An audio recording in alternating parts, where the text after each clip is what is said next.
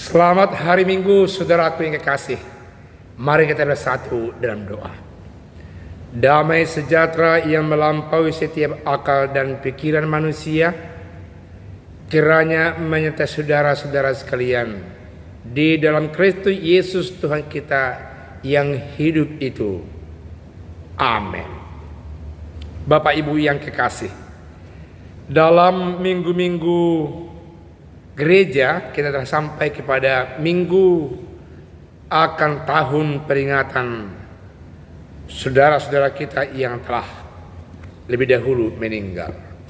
Firman Tuhan buat kita pada hari Minggu ini terambil dari 1 Korintus pasal 15 ayat 50 sampai ayat yang ke-58. Dikatakan firman Tuhan demikian.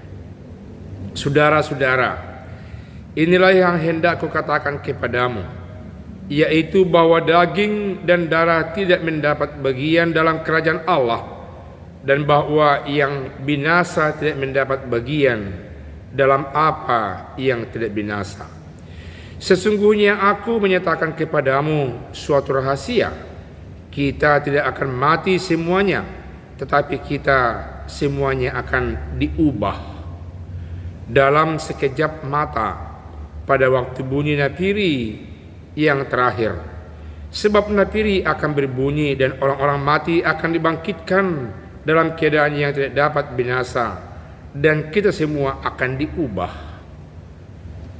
Karena yang dapat binasa ini harus mengenakan yang tidak dapat binasa, dan yang dapat mati ini harus mengenakan yang tidak dapat mati.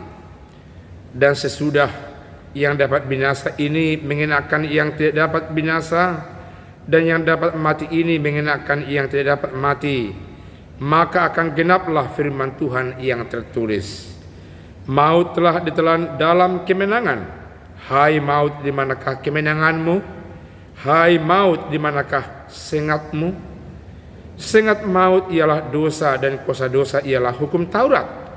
Tetapi syukur kepada Allah yang telah memberikan kepada kita kemenangan oleh Yesus Kristus Tuhan kita. Karena itu saudara-saudaraku yang kekasih, berdirilah teguh, jangan goyah, dan giatlah selalu dalam pekerjaan Tuhan, sebab kamu tahu bahwa dalam persekutuan dengan Tuhan, jerih payahmu tidak akan sia-sia. Demikian firman Tuhan. Peringatan akan yang meninggal, kita diingatkan sebenarnya bahwa kita juga akan meninggal seperti mereka. Jadi tidak ada yang kekal di dunia ini. Yang kekal hanyalah sorga, tempat Allah, tempat Yesus, tempat Roh Kudus yang abadi. Keabadian itu menelan yang tidak abadi, yakni kematian. Sekalipun kematian kita di tengah-tengah dunia ini akan terjadi mengakhiri segala pertandingan di dunia ini, namun yang jelas itu tidak abadi, karena kita akan masuk bersama-sama dengan Yesus dalam kuburnya dan bangkit bersama-sama Dia, dan kita bersama-sama Kristus naik ke sorga, dan itulah yang kekal. Oleh karena itu, kematian, maut, dan dosa itu akan ditelan oleh kebangkitan. Kematian dan dosa maut itu akan ditelan oleh perubahan yang dari Allah dalam nama Yesus, dan perubahan itu pertanda bahwa kita akan naik ke sorga bersama-sama yang kekal dan memperoleh hidup yang kekal. Berita ini menjadi berita jawaban atas pertanyaan yang ada dalam pasal 15 ayat 12, di mana banyak orang-orang Korintus yang dulunya percaya tapi mungkin tergugat iman, percaya, dan pikirannya menjadi terhantar kepada satu persekutuan, walaupun itu kecil dan mengkristal, mempertanyakan seperti yang kita lihat dalam ayat yang ke-12 pasal 15 itu dikatakan bagian C, bagaimana mungkin ada di antara kamu yang mengatakan bahwa tidak akan ada kebangkitan orang mati? Artinya ada semacam kelompok kecil yang mempertanyakan bahwa Yesus tidak betul-betul bangkit, bahwa manusia tidak mengalami kebangkitan, bahwa mereka betul-betul seperti menolak pengajaran Paulus yang mengatakan bahwa orang mati akan dibangkitkan bersama-sama dengan Kristus. Hal ini dipertegas oleh Rasul Paulus setelah dia mendengarkan berita itu, bahwasanya darah dan tubuh itu bukan yang kekal. Yang kekal yang masuk dalam kerajaan surga adalah yang tidak kekal masuk dalam kekekalan. Yang tidak abadi masuk dalam keabadian.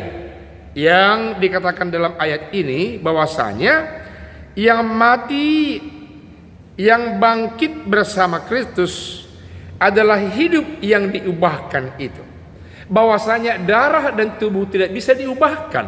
Saudaraku yang kekasih, dikatakan perubahan itu datang ketika Yesus datang yang kedua kalinya. Napiri sebagai alat pengumpul untuk memberikan kode, mereka akan berkumpul dan mereka akan bersama-sama dengan Kristus Yesus naik ke sorga. Orang yang belum mati hidup percaya, mereka tanpa mati akan diubah memperoleh tubuh yang baru dan mereka sama-sama naik ke sorga. Saudaraku yang kekasih, untuk mendengar itu banyak orang yang tersentak di Korintus, karena banyak orang di sana yang mau memperjuangkan hidup di tengah-tengah dunia ini, yang glamor, yang mencari kesenangan-kesenangan duniawi.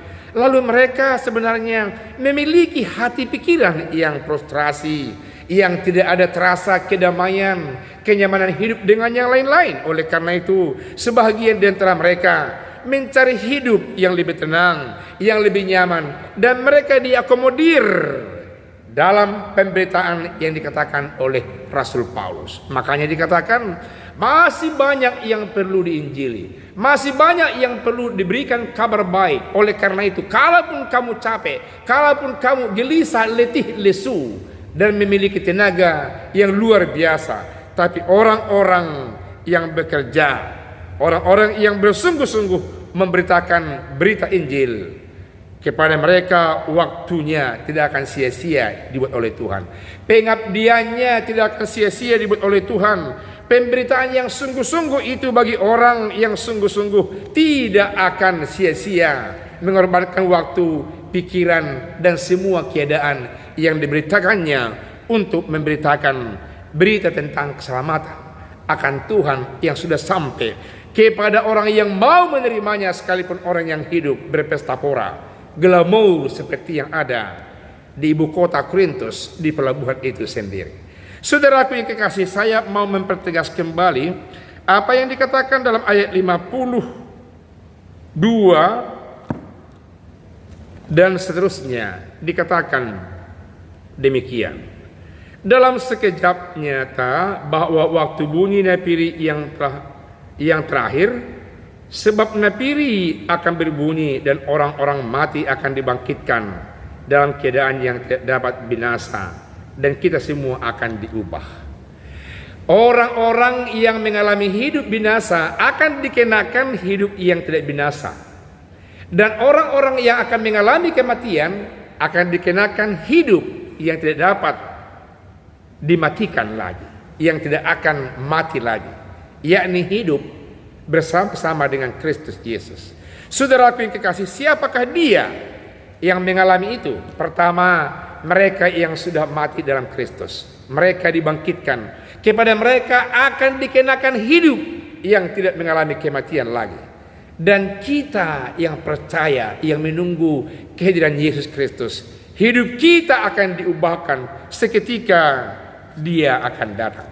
Kalau kita melihat dalam ayat sebelumnya, dikatakan, saudara-saudara, inilah yang hendak aku katakan kepadamu, yaitu bahwa daging dan darah tidak mendapat bagian dalam kerajaan Allah, dan bahwa yang binasa tidak mendapat bagian dalam apa yang tidak binasa. Sesungguhnya aku mengatakan kepadamu suatu rahasia, kita tidak akan mati semuanya, tetapi kita semuanya akan diubah. Kehidupan yang fana, kehidupan yang mengalami kematian akan menjadi kekal, akan dikenakan kehidupan yang tidak mengalami kemusnahan. Orang percaya yang sudah mengalami kematian lebih dahulu akan memperoleh hidup yang kekal. Orang yang percaya sekalipun tidak mengalami kematian akan mengalami perubahan yang kekal bersama Kristus Yesus. Tuhan Yesus memberkati. Amin. Kita berdoa. Terima kasih atas firman Tuhan yang mengingatkan kami bahwa kami juga akan mengalami kematian, dan kami tidak akan takut akan hal itu, sebab Tuhan akan mengenakan keabadian kepada kami. Kehidupan kekal Tuhan dalam Kristus Yesus akan mengkekalkan kebangkitan kami bersama Tuhan. Terima kasih Bapa di sorga, oleh karena Engkau dalam firman-Mu mempersiapkan hati, pikiran, iman, percaya kami untuk menghadapi apapun yang terjadi dalam kehidupan kami ini. Iman kami teguh, iman kami disejahterakan. Terima kasih Tuhan. Dalam nama Yesus kami telah berdoa. Amin.